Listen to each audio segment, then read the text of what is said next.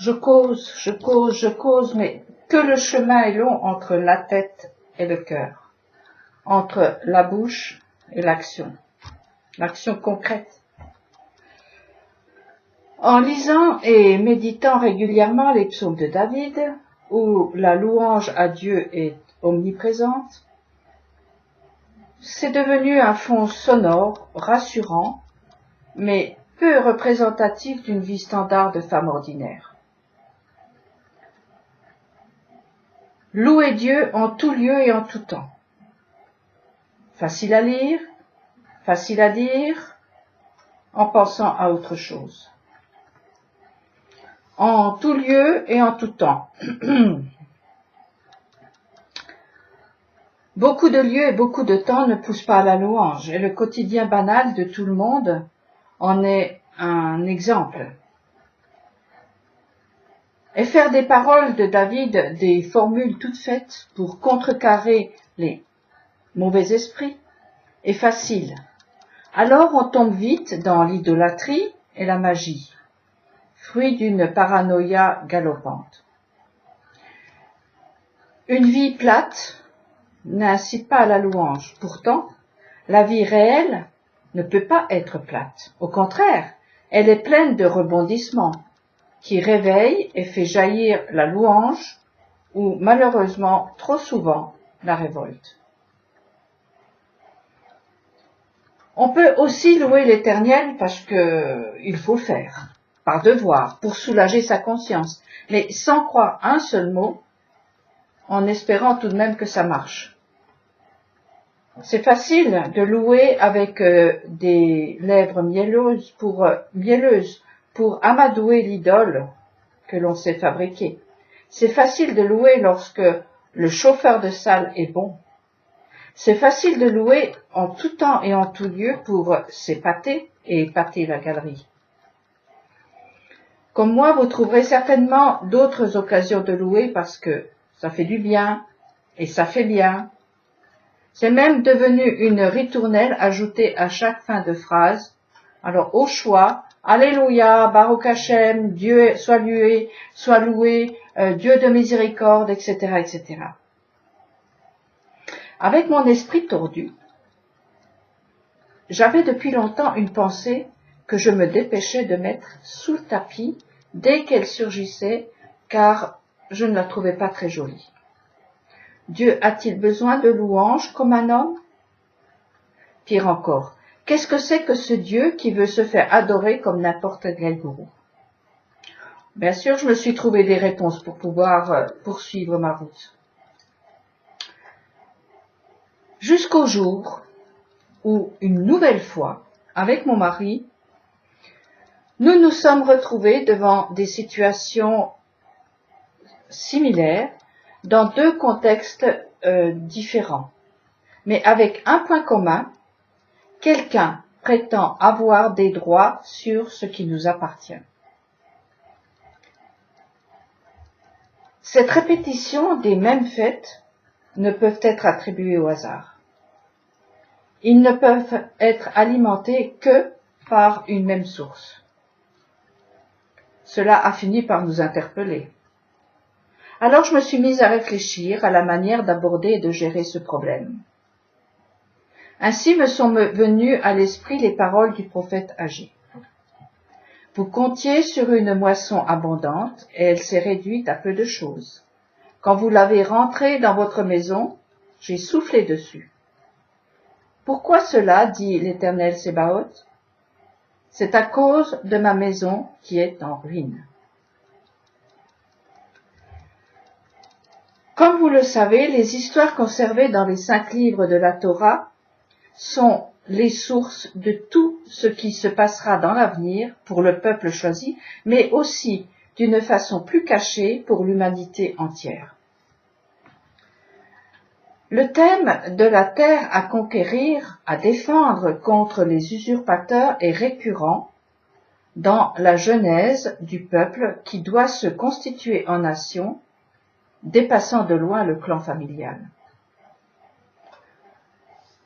Vu le temps que les Juifs mettent pour intégrer et réaliser le concept d'une terre qui leur appartient, je me console d'avoir peiné d'intégrer le fait que ma vie, comme une terre, est à moi, et personne ne peut légalement s'en approprier, à moins que je manque de lui accorder sa vraie valeur, qui est celle de l'âme d'Adam, qui a été brisée, déchiquetée au moment de la faute.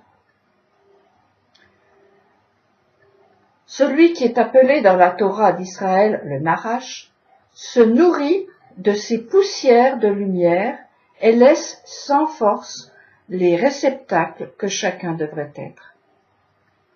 Par le mensonge, la fraude, le toupet, la folie, oui, c'est possible de se laisser déposséder. Mais d'être dépossédé de droit, soi-disant, ça, non. Car cette terre qui est ma vie est un don divin. En vous parlant de cela, je me rends compte combien la scène de Ève avec le serpent est actuelle. L'ange qui l'a inspiré est toujours là, comme source productrice de peur. L'usurpateur ment en promettant le paradis et, d'une façon très étrange, celui qui écoute aura peur et se cachera. Caché, il cède du terrain et laisse la place au mensonge qui ne va pas se priver de combler le vide. Il adore ça, le vide. Tout ça parce que l'essence, l'odeur, la saveur du mensonge ont pénétré le nez, la bouche, les yeux du naïf trop gourmand. Le fruit proposé est beau pour les yeux, bon pour la bouche, agréable aux oreilles. Il pénètre par les sens de celui qui entend, qui écoute, et se laisse séduire par les belles promesses qui, en vérité, veut se nourrir de sa vie, sa terre, son trésor. La promesse fallacieuse faite à Ève est celle d'être comme Dieu, éternel, et ainsi de ne pas mourir. C'est vrai qu'ils ne sont pas morts pour l'instant, mais la peur les a en fait quitter le terrain. Et leurs yeux se sont dessillés et ont vu le mal et le bien côte à côte. Ça aurait été un moindre mal s'ils avaient été capables de gérer cette dichotomie. Ayant outrepassé leurs limites, ils sont tombés dans le piège. Les conséquences sont lourdes pour nous. Voir le mal partout, être soupçonneux, pessimiste, peureux, honteux, absent, absorbé à se battre contre des moulins à vent, nous avons toutes les peines du monde de voir le bien. L'impact du mensonge sur nous a pour conséquence de nous subjuguer de mots, M-A-U-X, de tordre des situations pourtant simples au départ. Mais, fort de la puissance, du principe de la puissance de la parole, nous pouvons faire revenir le Jourdain en arrière, en prononçant des paroles de vérité. Si le mensonge impacte tellement nos vies, à plus forte raison, les paroles de vérité ont la puissance de redresser des situations. Les paroles de vérité seraient-elles moins puissantes?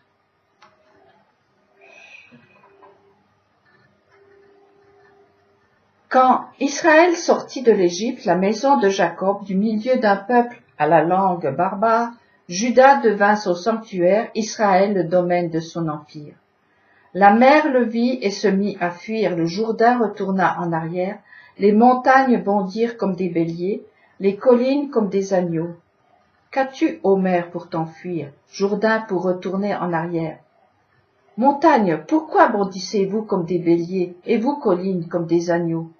À l'aspect du Seigneur tremble, ô terre, à l'aspect du Dieu de Jacob, qui change le rocher en nappe d'eau, le granit en source jaillissante.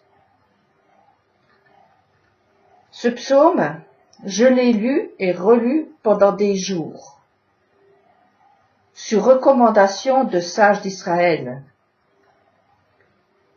Il est étrange. J'ai eu du mal d'en saisir l'impact sur le problème qui me préoccupait. Et puis, à force de persévérance, dans mon cœur, j'ai commencé à sortir d'un peuple à la langue barbare, qui est l'usurpateur qui voulait m'empêcher d'entrer en jouissance de mon bien.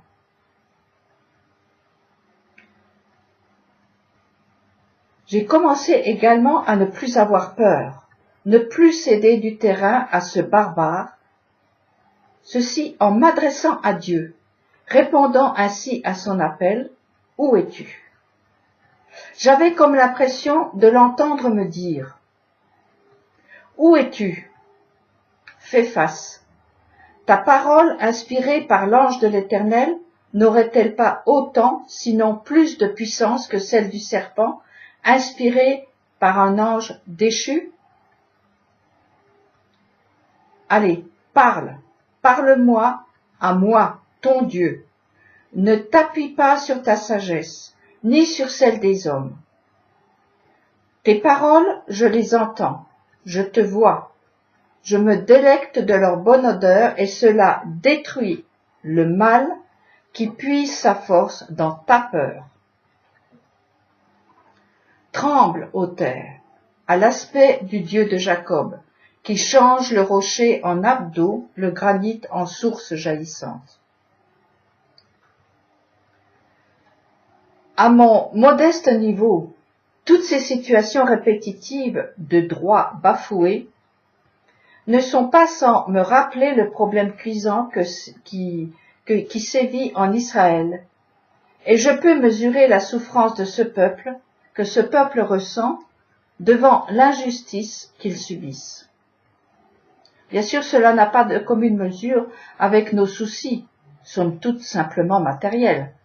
Il ne s'agit pas de vie ou de mort, mais tout de même, le risque de mort spirituelle, pour moi, pour nous, était et reste bien réel, car pour moi cependant peu s'en faut que mes pieds n'aient bronché. Pour un rien mes pas auraient glissé, car je portais envie aux insensés. Je voyais le bonheur des méchants. En effet, ils sont à l'abri de ces coups qui amènent la mort et leur force demeure intacte. N'est-ce pas le but du mensonge, nous priver de vie?